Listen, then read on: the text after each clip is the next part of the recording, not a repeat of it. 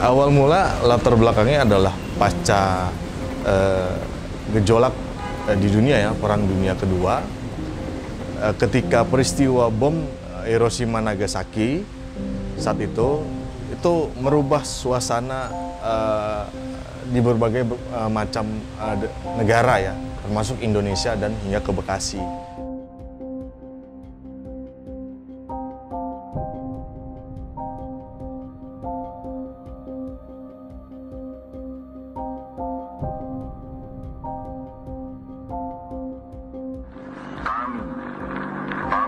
Indonesia dengan ini menyatakan kemerdekaan Indonesia.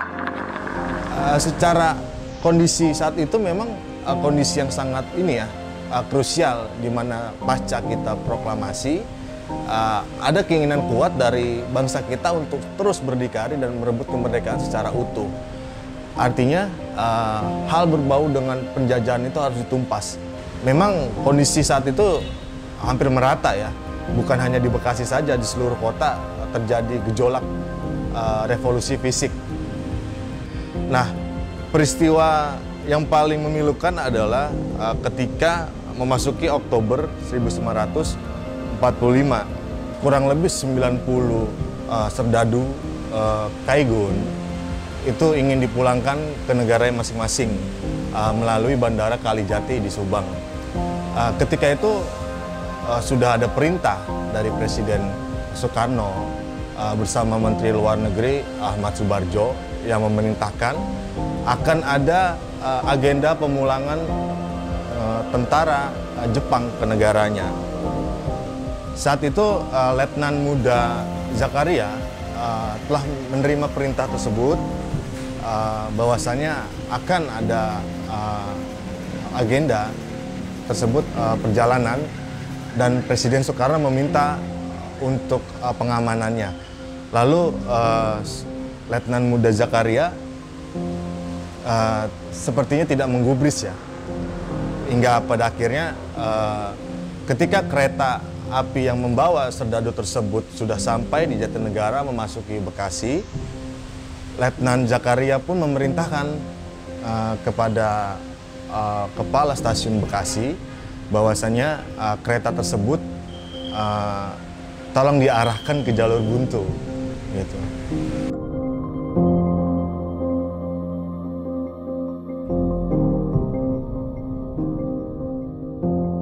Ternyata ada misi tertentu dari Letnan Muda Zakaria ini bersama barisan rakyat gitu. Ketika kereta itu sampailah di stasiun Bekasi, para TKR bersama barisan rakyat ini melakukan sweeping dan menanyakan informasi kepada masinis terkait pemulangan tentara tersebut.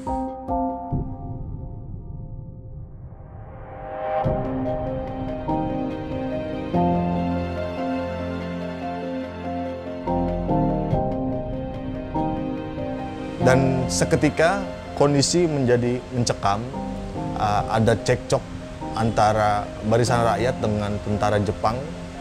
Di tengah cekcok tersebut ada upaya penyerangan dari tentara Jepang kepada pihak kita.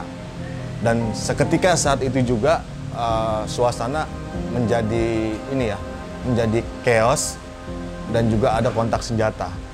Ketika kontak senjata itu telah berakhir, para barisan rakyat ini sweeping menemukan beberapa pucuk senjata di salah satu gerbong, dan serdadu-serdadu tersebut yang kurang lebih 90 tawanan serdadu ini digiringlah mereka ke tepi Kali Bekasi. Lantas setelah digiring ke tepi Kali Bekasi, semuanya dieksekusi mati saat itu juga. Ketika peristiwa tersebut, ada salah satu tokoh lokal yang mengatakan Kali Bekasi ini berubah warna menjadi merah.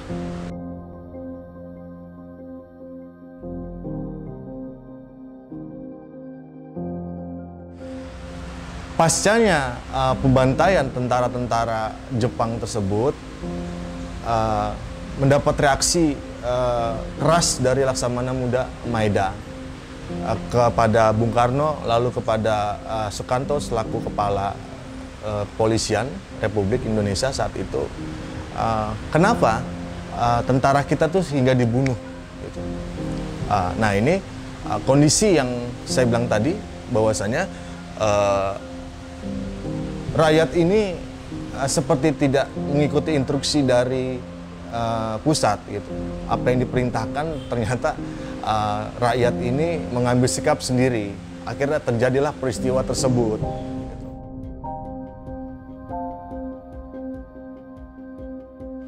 Akhirnya Bung Karno memerintahkan kepada rakyat Bekasi jangan ada lagi insiden tersebut.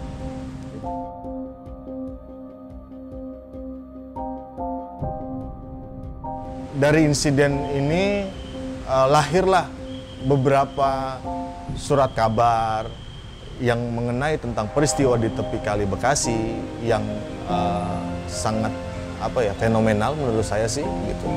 Hingga dibukukan ke dalam novel Pramoedya Anantatur yang berjudul Di Tepi Kali Bekasi. Lalu insiden tersebut juga dimasukkan ke dalam bukunya Robert Cribb ya, yang berjudul Para Jago dan Tokoh Revolusioner ini. Bahkan dalam buku Robert Cribb tuh menceritakan pasca insiden tepi Kali Bekasi ini, seketika kondisi di sekitar itu menjadi spooky gitu. Ada isu bahwasannya arwah-arwah tentara itu bergentayangan gitu.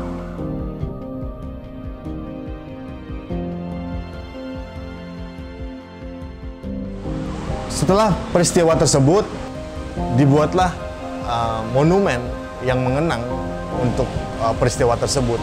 Monumen itu dibangun oleh pemerintah Kota Bekasi bekerja sama dengan negara Jepang.